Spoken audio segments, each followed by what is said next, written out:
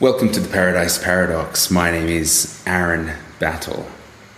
I'm going to begin today's episode with a little bit of Sunday school. So I've pulled Proverb 16 from the Bible, and I'm going to say it in Spanish because it's quite a common saying here in Mexico. El hombre propone y Dios dispone. Now, it even rhymes, so you can see why it's become colloquial language.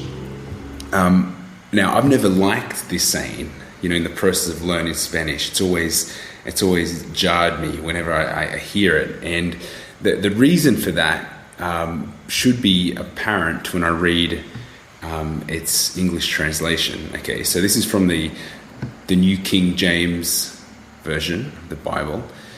To humans belong the plans of the heart, but from the Lord comes the proper answer of the tongue. Maybe not so apparent. Okay, another translation, the New Living Translation, also in English. We make our own plans, but the Lord gives the right answer.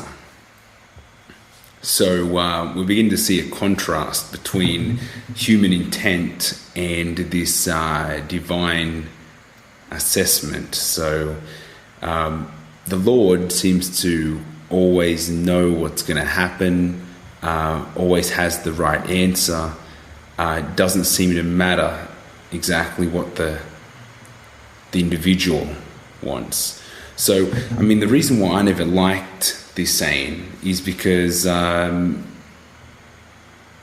take it, learning Spanish, you take words literally. So I always felt that it removes the control from one person, it removes the free will. So the ability to choose one's actions, to remain in control, actually making the choices.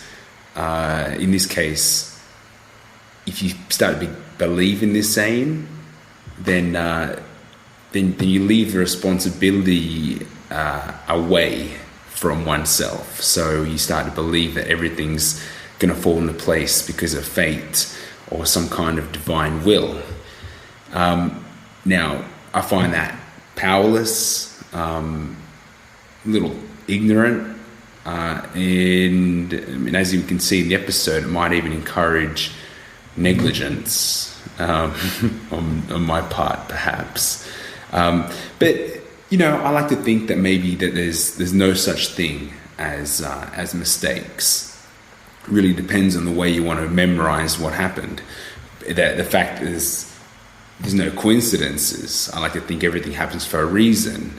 As much as I like to have my own control and activate free will, I also believe that everything does have a place, and there is a big plan, and that everything does happen for a reason. And it's important that we choose to believe that the best possible world outcome is right now. That's just me being positive. So in this episode, we talk about the little culture, Australia, Mexico, US. I cover what's happening with the visa. We recently got back from a trip to New York where I was able to visit family. So that was nice. I got to change my mindset a little bit. I met some new people, made some new friends, found that the necessity for something is the best motivation. So if you want to get motivated, make it a necessity. And then Kurt brings in that the power of self-knowledge could prevent a lot of heartache and assist in maximizing that free will of yours.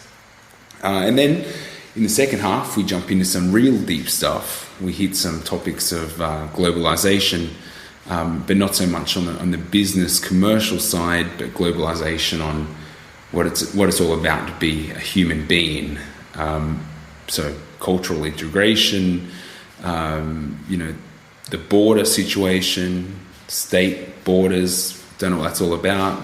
Mentioned passports, a few human issues, and basically summarize with as long as there's good food wherever you are, then things are all good. So, cheers to that one person that keeps donating on a regular basis. If only you can get a few more of you guys, the Paradise Paradox would be 2 stories, not 1. Thanks to those that are buying t-shirts. Hopefully we'll get a few more designs up shortly. But for the meantime, the classic favorites, real money, Bitcoin, silver, gold, advertise to your friends, smart money, real money, the good money. And if you're into aliens, I want disclosure, Chichen Itza, alien coming down, shooting that energy beam. That's a cool shirt in your tie-dye design, so enjoy. That's about it. Let's get into it.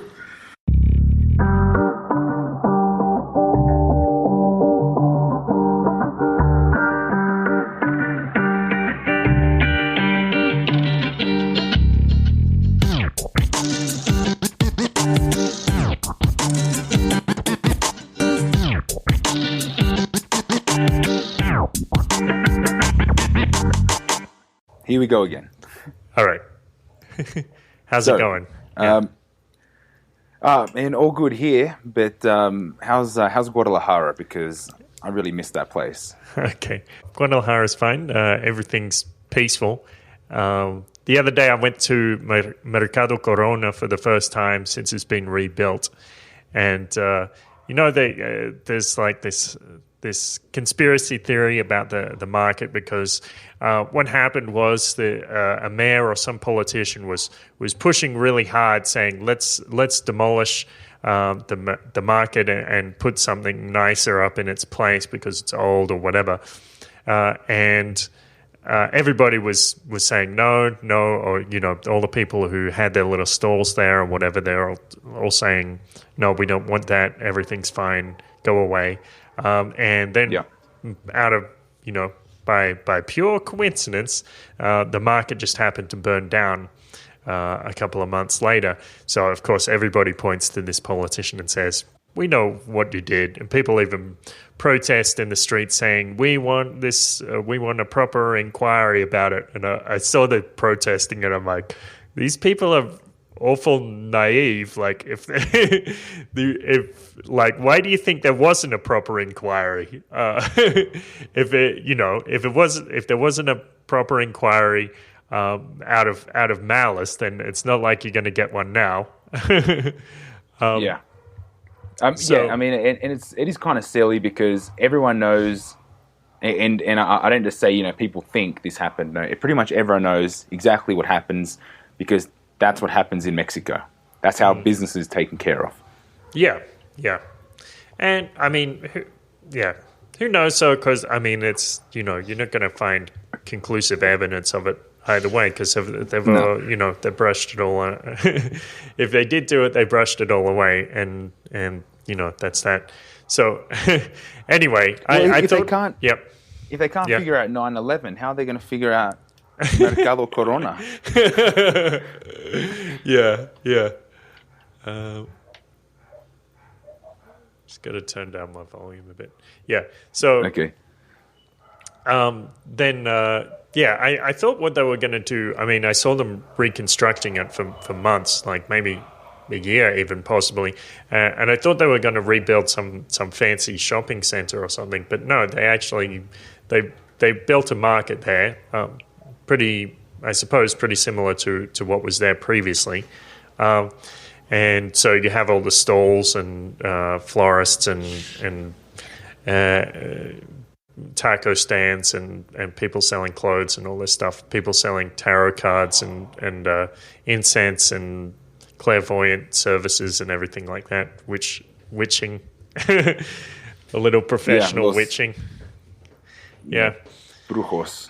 Yeah, but, what I thought was interesting about it was I never saw it open, but I mean, it's right in the middle of town, so you walk past it whenever you're heading in.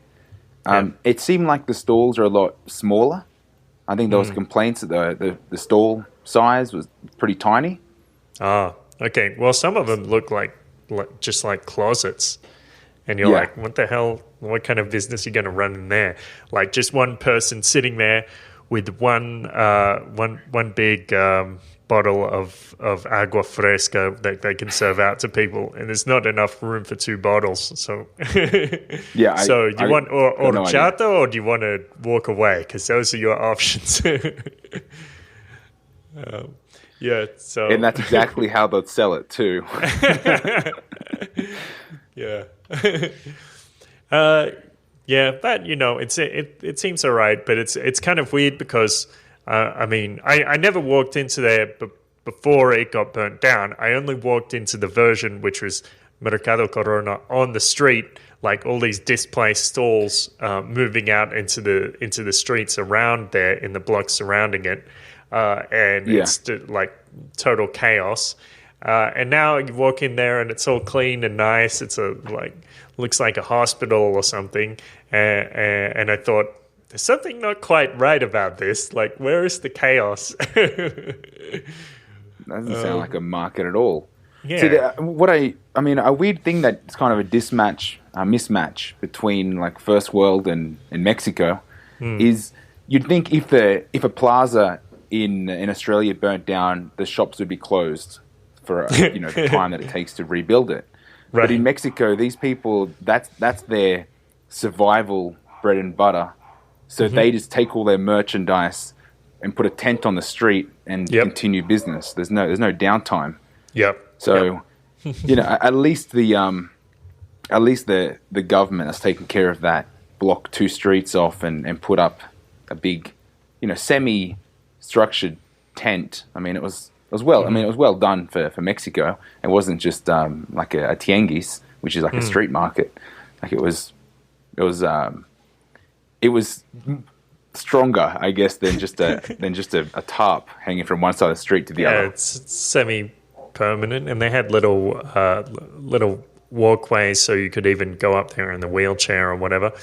But this is like, the thing is in Australia, I guess you couldn't really do that, because if something happened like that and you just went out into the street and started selling, everybody would say, what are you doing? This is a street, we're trying to walk here or trying to drive here or whatever. And people would shut you down. But here they're like, well, of course we're going to move into the street, and all of the other stalls are going to do it with us. So maybe you can stop one of us, but you can't stop us all. And what do you expect us to do anyway?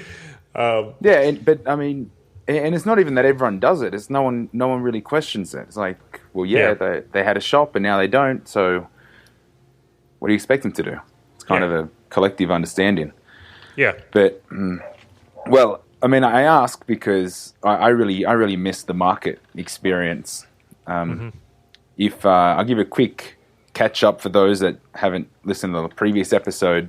My wife Joanna still doesn't have her visa, and we're at the airport. I've got all my bags. We're about to do the jump to let's just get the tickets and turn up and see what happens, which is a really stupid thing to do.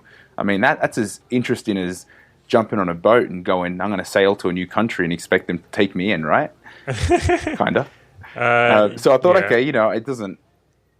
Essentially the same thing, and I thought I'll do that because I want to see what happens, and the tickets weren't even printed out because the electronic visa, apparently the systems are connected, and the person behind the counter, system doesn't work, computer says no kind of attitude. Anyway, so I'm at the airport with my luggage, and I thought, I don't want to go back home. Everything's all packed up. I've got to keep the energy moving forward. So we just bought tickets on the spot to New York, and we went up there to visit my sister. They let you do that? I didn't buy them at the counter. I went to a coffee shop and then checked out all the sites to get a good price. Because the price difference was 4 times as much to buy at the counter with the same airline. What I did in my tickets, literally, I already missed the flight. This is cool. This is interesting. I already missed my flight by possibly an hour or so, because they're mucking around and trying to work out what we do next.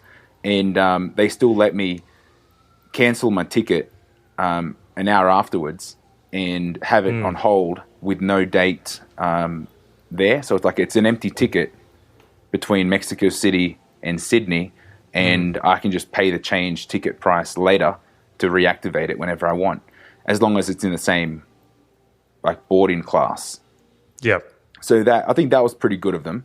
I mean, it's better than losing the whole ticket. Yeah. And then we went and grabbed the coffee, and I checked out a few sites, Cheapo Air and Expedia, to look for a cheap flight to New York.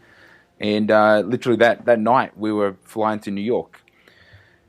So we spent 3 weeks up there, and I really missed Mexico, which I think says a lot, because I grew up in Australia. I'm kind of used to that type of life, and I was hanging to get back to Mexico. I was like, I'm happy that I didn't make it to Australia. Well, my friend Zoe told me a few weeks ago she went for a trip to Australia on a student exchange, I think, and she was there for about 3 months, and she's from here, from Guadalajara, and she said, when I left, I didn't want to come. I really didn't want to leave. I really didn't want to come back to Mexico. I cried so hard, thinking, how good the life is in Australia. Australia's good. I mean, yeah. I can't say Australia's not a good life. I mean, I never complained when I was there. Sure. But I mean, let's talk a little bit about the US. Because I mentioned to you, living in Mexico, you're hungry, and you feel like you want to go. You feel like a snack. Yeah. You just grab an avocado, split it, add some tomato, a little salt, and then throw it on a taco, and you're all good. You're eating. You're not hungry anymore, and you completely go to a fresh fruit stand, and slice up some mango and some watermelon and jicama, whatever. Yeah, it's like the natural options for eating are just always available. And I'm in the US, it started to snow outside, and I'm thinking, I need a snack. I'm going through my sister's cupboards, and I find these muesli bars. And I'm like, well, it's muesli. This would do for now. It looks like muesli. I don't know what. I mean, that's the thing. I don't know what it is. It's in a colorful packet, and it's it's tasty. It tastes like sugar. So my brain's saying this is good for you. Yeah. That I missed. I mean, the guys that were here with me before we started recording, they've gone down for a fresh chicken soup at the bottom of the street here, and so I couldn't do that when I was in the US. Even if I looked for it, that would have been a mission. Okay.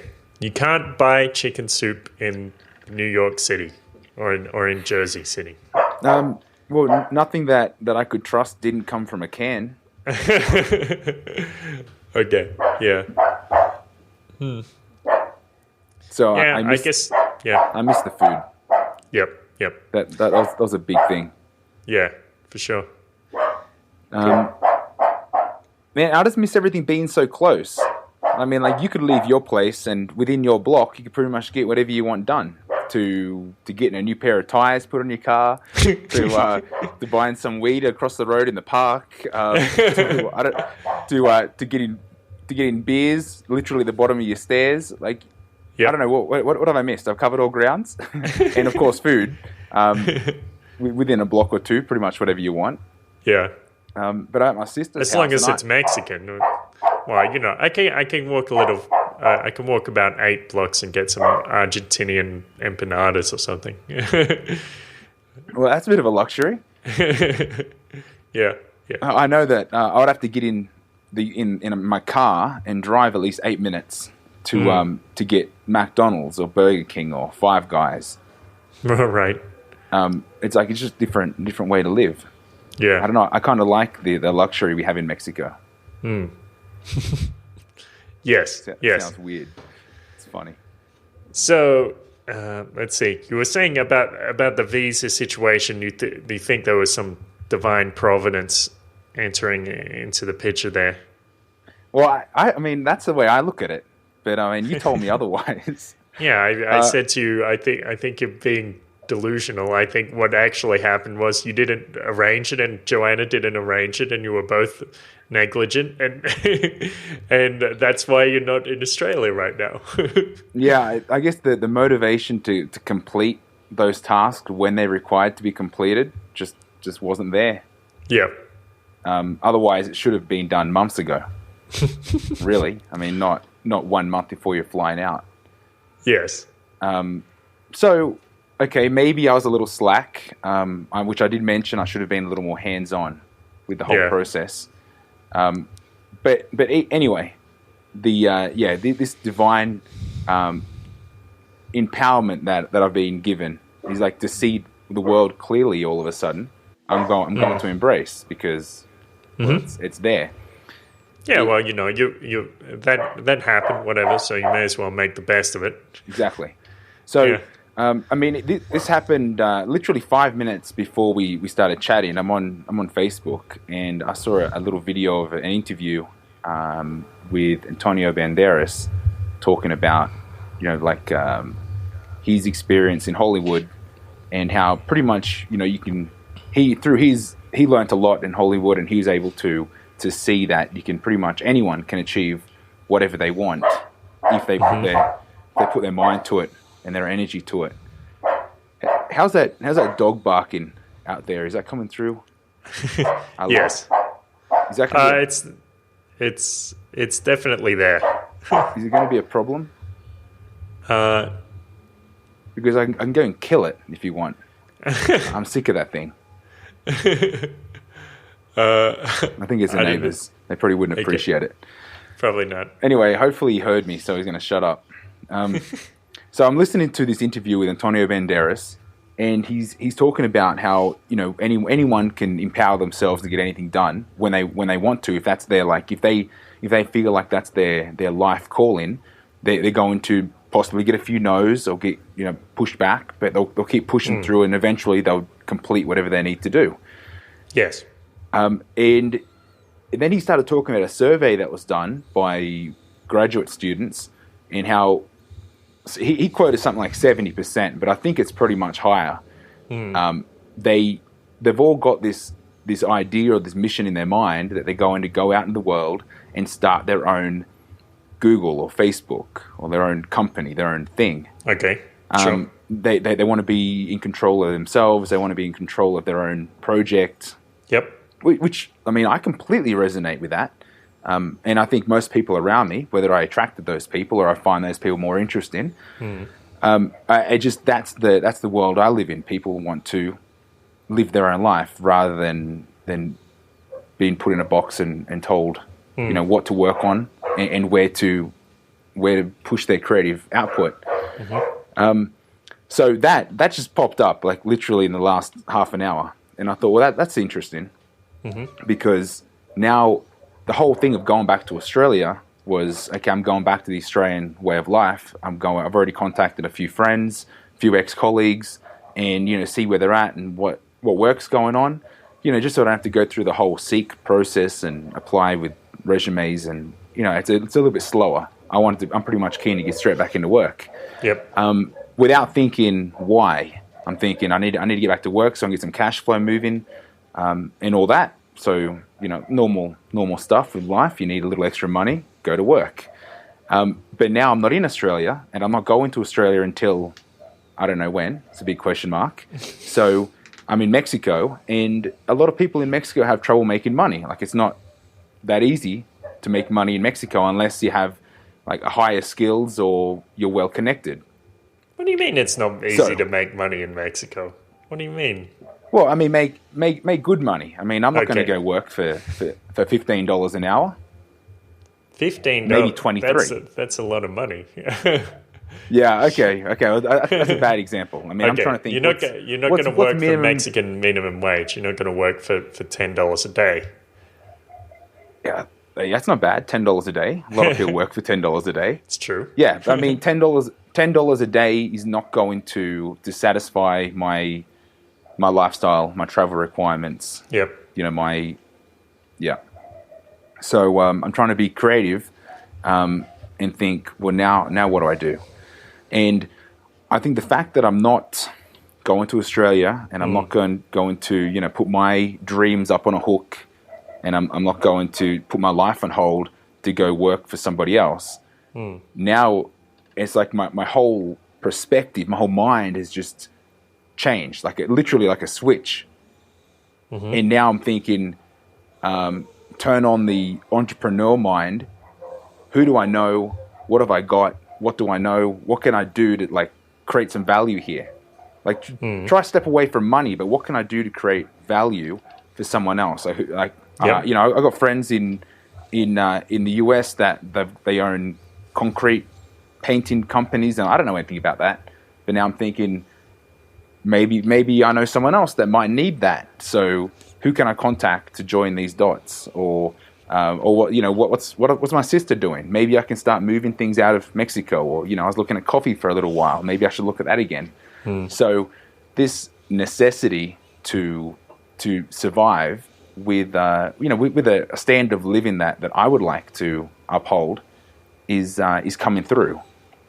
So I'm not worried that I'm not going to Australia to work for the comfortable, secure, easy run.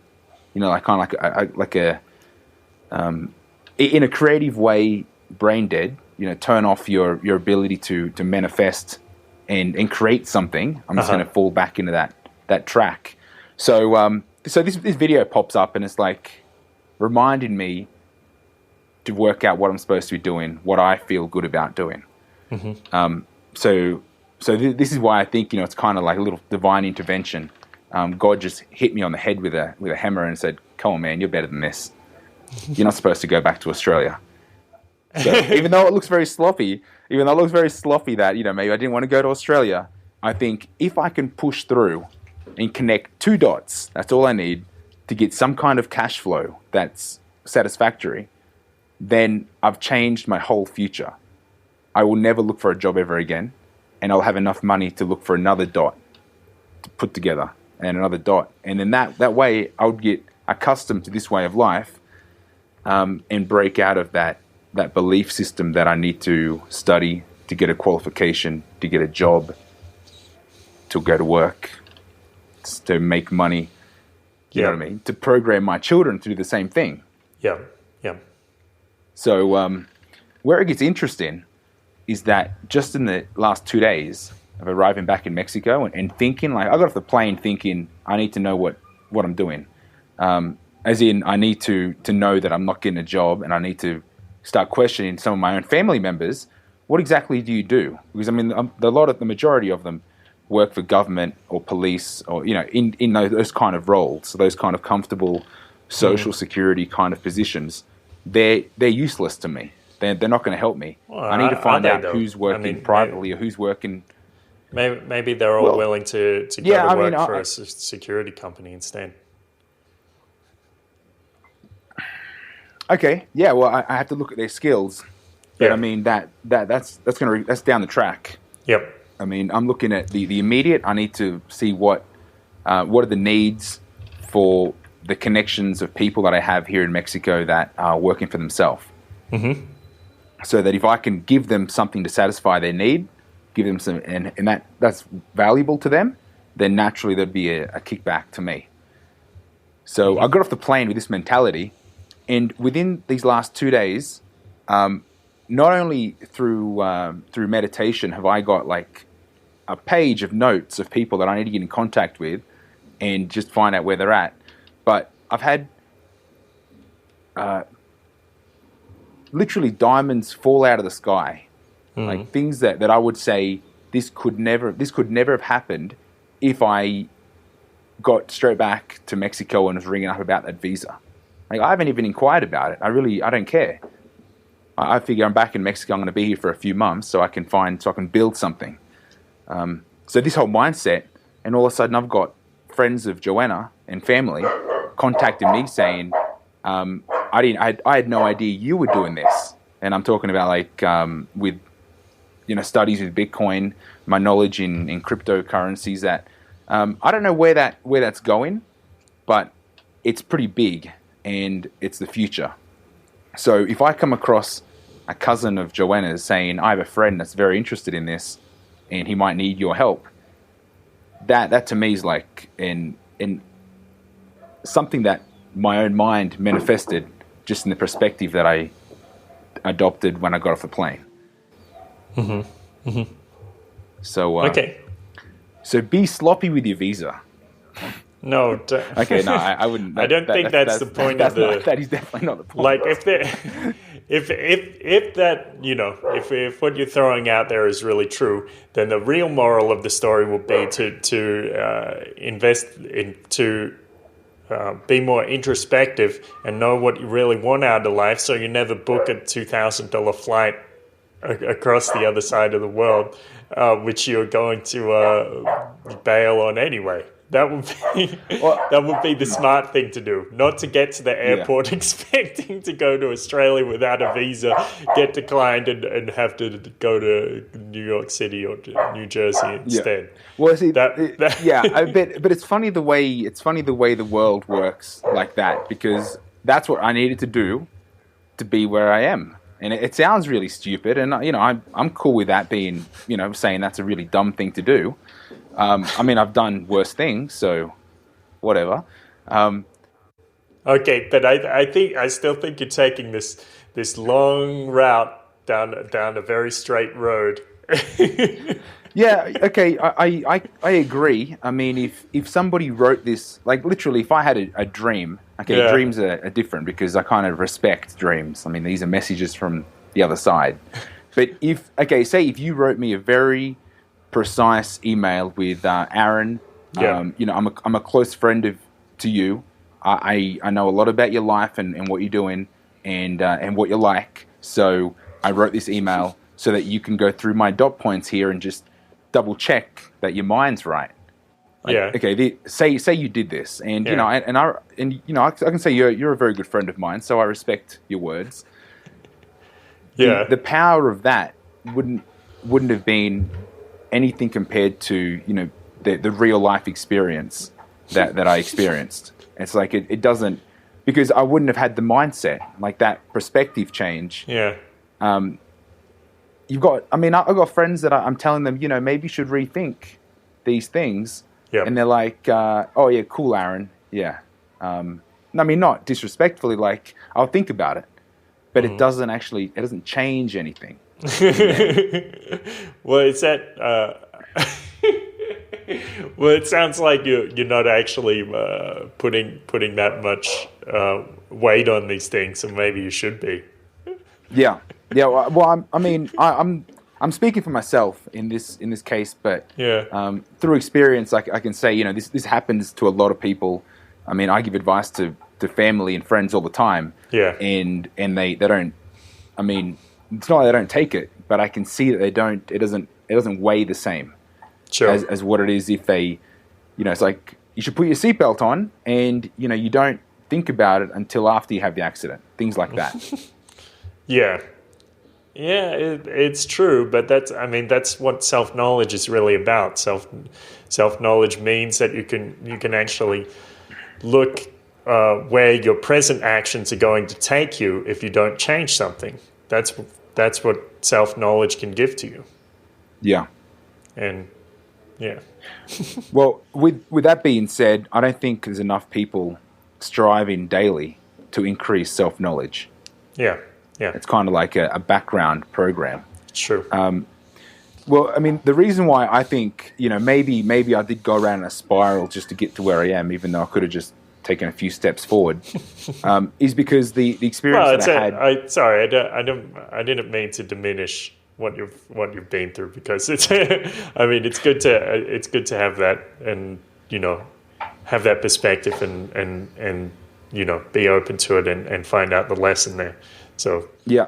No, I mean, what I'm saying is, if I at the airport said, "Oh well, no visa, I'm going back to my house in Mexico," and and we'll keep ringing the visa guys, then I would still be trying to get that visa sorted to go to Australia. by going to New York, I was inspired. I met some new people that entered my life that are probably just some of the most amazing people that I've ever met in my life. I met them through friends of friends in New York, and it's like, I would never have met these people ever if I didn't go there. Yeah, true. And what they told me, or what they presented to me, or ideas that they shared with me, really changed the way I think. And it's like, these people don't know me. I only just met them, but I respect where they are in their head, and I respect the way they think. So through that experience, maybe if you want to get esoteric, maybe their aura hit my aura, and that was like, two super beings joining dots, and I was like, whoa. Okay, that's when you became Go Tanks and went on to fight Freezer. Yes, and we won.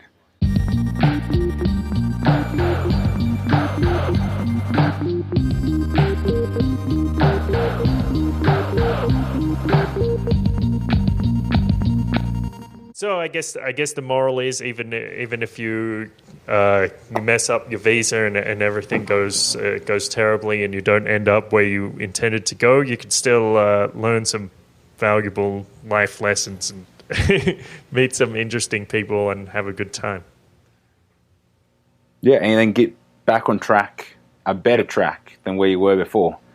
Okay. I guess you just can't lose your cool. Okay, fair enough. Yeah, I guess, if you had got angry about that and been like, what am I going to do? Maybe you wouldn't have gone to New Jersey, and even if you did, maybe you would just be moping around the house, getting angry at things instead of going out and meeting people and turning it into a valuable experience. Yeah, I think that's as simple as looking for the best in all situations. Yep. Okay, so that's pretty cool. So, I eventually will get back to Australia. I've got a ticket there that I need to use in the next year. And, I haven't seen my oldies in a while. I know it'd be nice to go back and see family. So, I'm going back to Australia. I just don't know when. But even right now, which I think I'm not looking forward to it, because I'm enjoying myself so much here.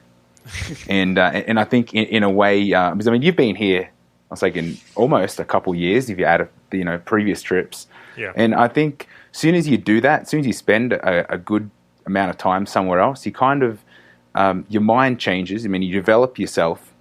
You become accustomed to a completely new way of living, and then even if you think, okay, I'm done here, I'm going back. I think, Kurt, you're going to be hurting too. Yeah, well, I don't want to go back to Australia. I don't know what could be there for me other than my friends and my friends and my family. I don't know what could be waiting that would be beneficial for me at this point. Yeah. Well, I think you need to allow allow that to be whatever you need when you go back, because I'm the same. I don't think I have anything in Australia other than friends and family that I really need or look forward to going back to. But Australia is a nice place to live. You said your friend was upset to leave Australia. Yeah, but that was I didn't finish the whole conversation. The reason she told me that story was because I said I thought Mexico was really great and I really like living here, and and so she told me this story about how she hates Mexico, basically. And yeah, I told her, look, there's so many. I guess it's kind of the same, like the grass is always greener or whatever, because, I like Australia, but a lot of the time I'm overly critical because I say, this great nanny state, and people are like a little too docile, they're a little too obedient of the government, they don't necessarily question things, and that's a problem, and that's unfortunately that's what I focus on sometimes. and she has this, the opposite perspective coming from Mexico, going to Australia, and seeing this, beautiful, clean place where buildings are all new and polished and everything, and going into hospitals where people are treated very well comparatively compared to Mexican hospitals, and a socialist healthcare system that at least provides medical care for people in emergencies and that sort of thing, and that was her experience of it,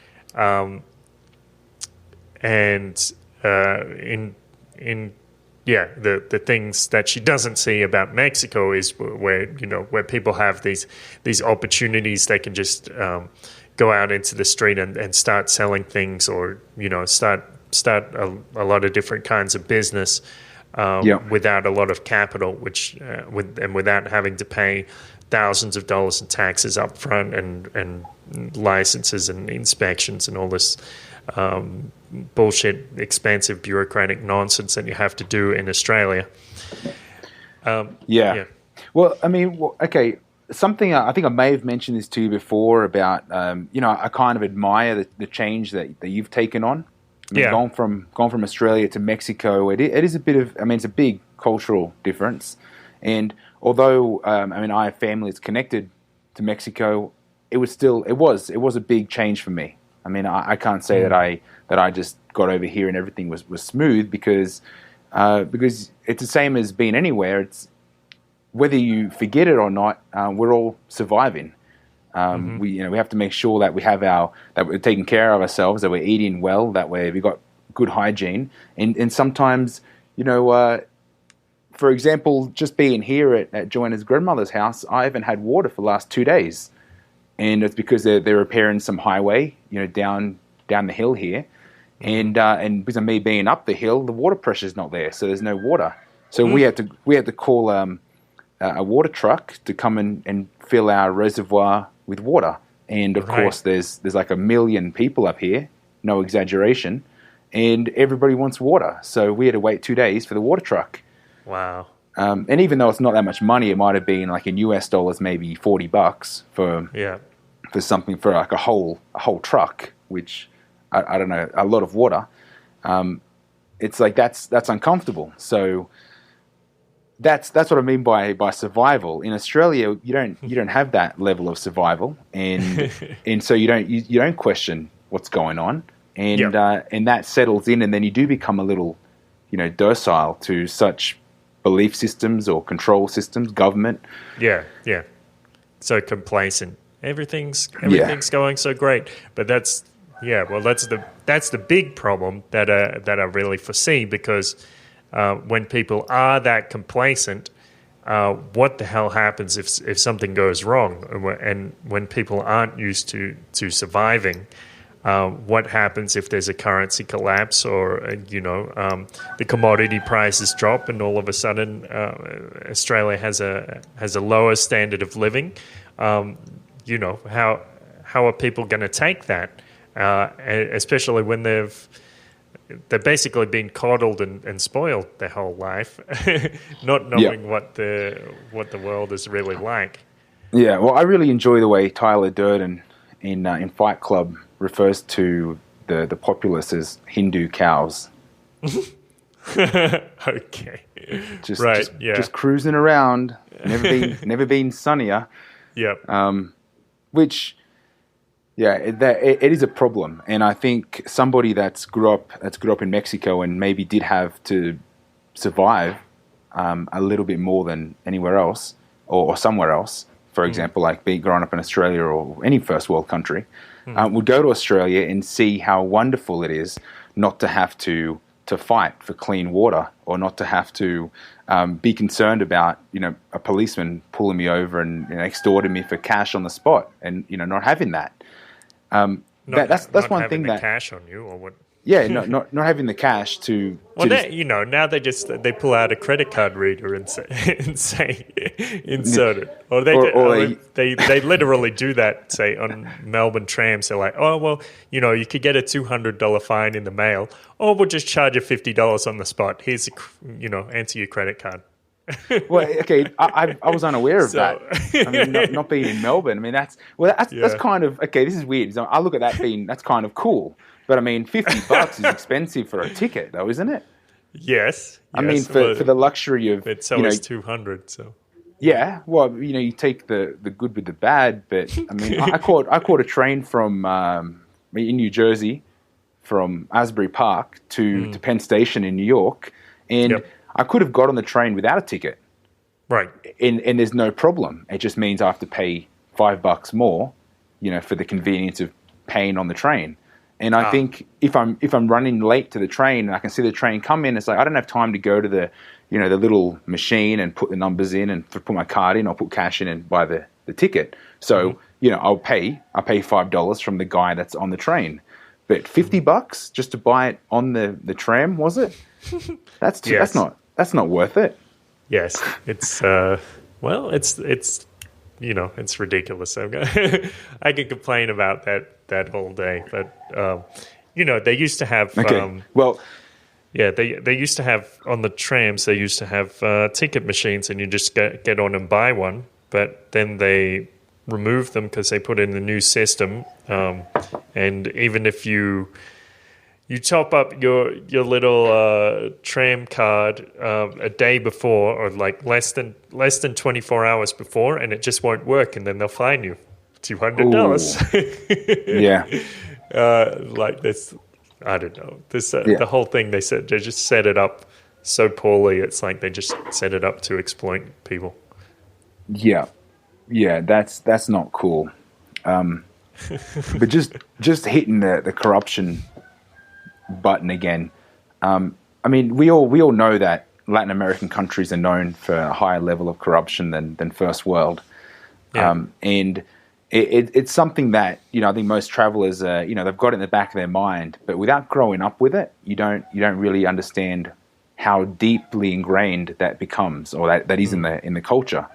Because I mean, here in Mexico, which is uncomfortable in a way, because most people are nice when you meet them individually, are nice, good people, which don't want to exploit the public. Or I mean, even most policemen, of course, they take tips or bribes or whatever you want to call it. But that's the way that the business is taken care of here. And then you think, well, if everyone does it, why shouldn't I as well? But that's not even the point. Yeah, and people will even look at you as stupid if you don't do it. Yeah, if you don't do it, you're like, look at this guy. He's not only not smart, but he's showing everyone that he's not smart, and that's dangerous for me because he might dob me in. So let's knock him off before that happens. It's like you're in or you're out. And that's the way the culture is. And until you live here for a good while, you don't realize that. Yeah. So now that I'm feeling very Mexican again, and I'm thinking I need to go back to Australia, it's like part of me is laughing at myself a little bit, because I think now I'm going back to Australia with a Mexican mentality. It's like I need to make the most of all opportunity, except I know in the collective Australian mind, maybe that opportunity is, morally wrong. Morally wrong? Like what? Yeah. Well, like, okay, let's say I'm a policeman in Australia, and all of a sudden someone's like, they got busted for speeding, I pulled them over. Wouldn't it be easy just to give them $50? I mean, that's an extreme example. But I'm thinking like, we all pinch a little office stationery, right? But how far do you want to go with that? What, you're going to start stealing office stationery and selling it on the corner? Selling at the front door. Buy some staplers. Well, that's not me. I mean, I wouldn't do that. But I can understand how someone that grew up in Mexico would go to Australia thinking, if I'm the purchasing officer now, if I don't order 1,000 staplers and give the guy a wink and say, deliver me 500, then I'm an idiot in keeping the change. It's like, I cannot. It's a, I don't know. It's a cultural thing. I mean, it's changes, and I can see Europe's having trouble with that now. I saw a post on Facebook. Like in Greece, or what? No, I was going to go with the example that I saw on Facebook that there is public announcements on how women should be treated by men and how men are supposed to treat women. And they go into even how they should sexually interact. You know, what's acceptable publicly and what isn't, because you have men from other cultures turning up, and all of a sudden it's like, well, this is cool back home. I mean, that's another extreme example, but you know, these are like cultural differences. Yeah. Well, I'm sure everyone's heard some of these stories. I remember there was one particularly bizarre one where a guy from some other country came to Australia. And he met this girl, I don't know, somewhere, maybe in a nightclub, and took her into a park and raped her. And afterwards, he was like, "Oh, so do you need a lift somewhere? I'll give you a lift back to your place if that's what you need." And I'll see you tomorrow. Yeah, because he just had no awareness of what he'd done, or I don't even know what the hell could happen in that situation, but very strange. Yeah, I don't have any platform where I can understand how that interaction could have even have taken place, or how he could have an understanding that was in any way okay at any point of that interaction. It just seems so outside reality. Yeah, I don't know. Yeah, that's insane. But it's happening. Because, you know, this, I mean, what do you want to call it? Globalization? Yeah. It's integration or something. I don't know. Yeah, it's like teething issues for a one world. Yeah. Well, I think that's a very deep subject, because you start with things like this. You know, the foreign policy of certain countries, they go into these countries and they bomb them and make matters worse, even if they were bad to begin with. Displace these people who didn't particularly want to move now have to, and now they have problems assimilating into another culture because they don't know anything about that culture. I think that. No, it's just something that I just came to mind during my time when I was studying in Norway. They had a really interesting program, funded or organized by the government. It was like having, I can't remember what they called it, but it was a funny name, and it was essentially a Norwegian family would organize once a month or at a routine basis to have tea with a family that recently immigrated. Okay. So they could work out the culture and have a tea and a joke about the differences and get to know. I think, you know, it's kind of a bit much when you need government to do that, but it's necessary, I think. I suppose. I mean, well, I don't know if it's necessary, but it certainly sounds like it could help. But I mean, there's so many different angles about this, because people will take it in some ways and say, you know, these Muslims are coming to our country and they're destroying our culture. Some people even say it's a kind of conspiracy, that the governments are deliberately trying to destroy the culture of Western Europeans or something like that. And you have these other people who are like, no, you know, it's just a different culture. They have as much right to be here as anybody else, which I tend to agree with. But then it's these certain people where there is this problem, if they're violent or something, then those people have to be dealt with, which sometimes it seems like they're not. Like the authorities will just turn a blind eye to these certain cases, There's a famous case in, I think it was somewhere near Newcastle upon Tyne in northern England.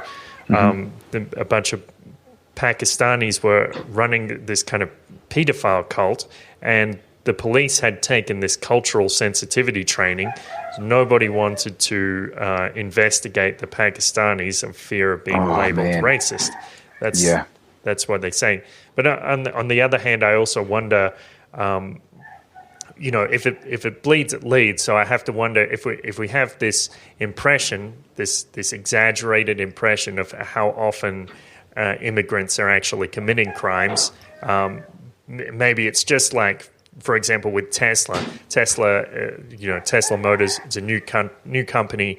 They have this new product, and it's this electric car. And so, of course, if the electric car crashes, you better believe that the journalists are going to be all over it, like flies on a turd, saying, this Tesla is dangerous. And so this sort of thing. Dangerous, yeah. Yep. Even though they have, if you look at the statistics, Teslas tend to crash much less than other cars.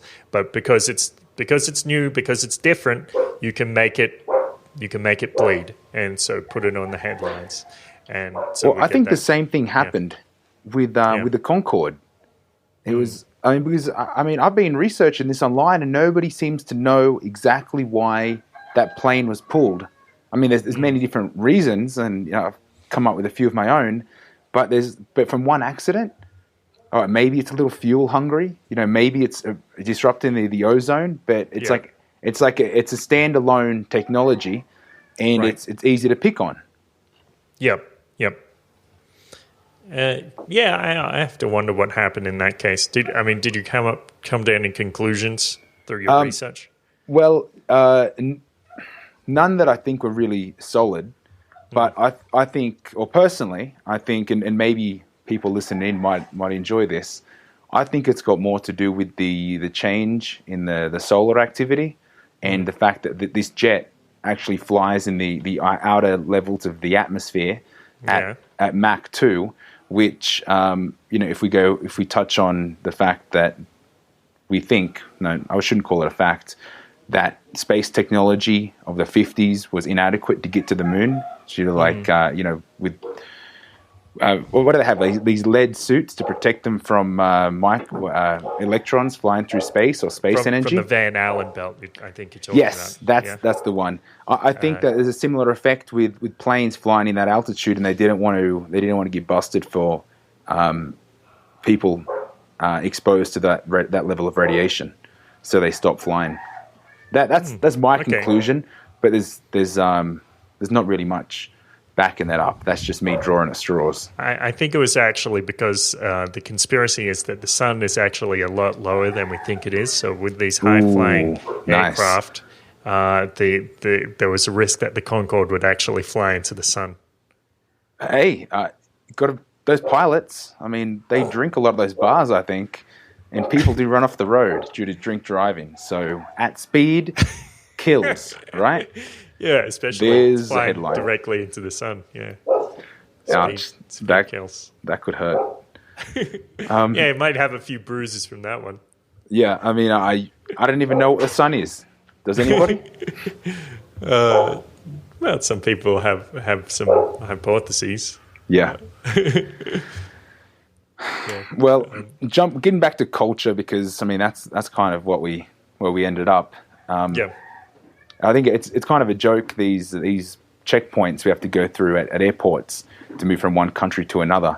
Yeah. And I traveling like anyone that travels, they know that occasionally, a toothpaste might get through that's bigger than what it should be. That mils. Yeah, that 100 ml limit, or why can't I have two toothpastes that are 65? You know what I mean? Like, now I'm over the 100 limit. It could be the exact same product, but they're separate packages. Like, what's going on here? Like, it's a silly situation just to hold people up and get their shoes off. Yeah. And take a photo of their nads. This security theater. Yeah, I remember I think I was flying out of Sydney, and I was like tired and irritable, and she's like, well, we're going to have to take your shampoo. And I'm like, why? I was getting rather agitated, and I'm like, so you're going to steal my stuff and you can't even tell me why. And she's like, well, we could tell you why, but it would take 15 minutes to explain. And I'm have like, to kill you. Probably. But, you know, I think the rule of thumb about if you can't explain something to a 5-year-old, then you really don't understand it. I think that rule applied there. She really didn't know why she had to take my shampoo, but she was very determined that she did. So, yeah, it's kind of the kind of nonsense that goes on. Well, you're not supposed to. Yeah. You're not supposed to carry like toe clippers either. Like like fingernail clippers. Is that they're called? I don't know. Yeah, toe nail clippers, nail clippers, sure. Yeah. Cool. It's like, and that has a little knife that you can slide out of the middle in some of them. A little pointy object. Right. Yeah. Well, it's not really a knife, is it? It's like a little. You use it to like push your cuticles back. Yeah. Like it's not a dangerous object.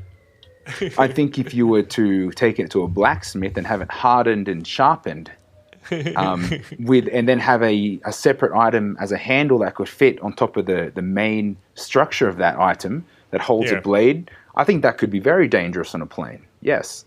Yeah. My point is, I got one of the big ones and I took it straight through. They didn't even ask me about it. Right. It's like so it makes it a bit pointless, this security. And I mean, and pointless. I know that I shouldn't have taken that through because it just sometimes can cause trouble. But I mean, I took an early flight. I was at the airport at like 5 a.m. I'm not good in the mornings.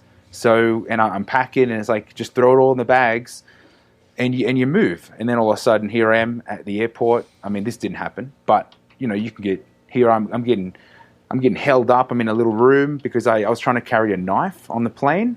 Like that could happen. Yeah. Well, it's a bunch of nonsense. I mean, if you really wanted to hijack a plane, you'd just become staff at an airport, become a stewardess or steward, or become a cleaner. Yeah, cleaner would be a good cover because they're always carrying buckets with. Okay. Yeah, I was saying a cleaner would be ideal because they're always carrying buckets and bottles of liquid in very baggy clothes. Yeah. So the thing is that, they try so hard to make it look like they're doing something, but it's just a bunch of nonsense. And, I don't think such a thing as a passport should exist. And, it seems really weird because you can say this to people and they can freak out and stuff, and then you're like, well, hang on, why do we actually need a passport? And their arguments tend to fall apart in about 5 seconds. Well, everyone that I know that has a passport, all they do is collect stamps. Right, so it's just a fun thing to have. Yeah, I was collecting stamps in primary school. It's like just a little something to entertain us, I think. Right. Because, introduced in the Second World War, I think, to prevent spies. But everybody knows from watching The Bourne Identity that the spies can get all the passports they want. Well, you can go on the dark net and buy a Netherlands one for 5,000 euros or whatever. It's the spies who don't have a problem getting a passport. Everybody else does. So we don't even think about it. Yeah. I should have just bought an Australian passport for Joanna, and that would have been it. What, off a black market one? Yeah, I mean, I don't know. I probably shouldn't say that on international programming on our broadcast. But hey, what are they going to do? Hold me up at the airport again? Well, I don't know. They'll probably arrest you and deport you. That's probably what would happen. Well, that would make a good episode. And I'll be like, well, I don't want to be here anyway. Fuck you guys. Going back to Mexico. All right, cool. Yeah. So, what's the moral of the story, Aaron? Okay. I'm still thinking the moral of this story. I mean, if we don't dwell on the fact that we can't travel easily and we're all kind of in our pens, Yeah. that we should all question the way we conduct ourselves in society and make sure that is exactly in line with our own personal moral compass. And I don't mean just my own actions. I mean the fact that I'm in a society. I need to question the society as a whole, its actions, and whether I want to play part of that to give it more strength than it needs. Okay. Sounds good. I don't know. You got anything to add to that? Yeah. Don't be a douche. That's my rule. Yeah, that's a great summary. And important because, we still meet these guys occasionally.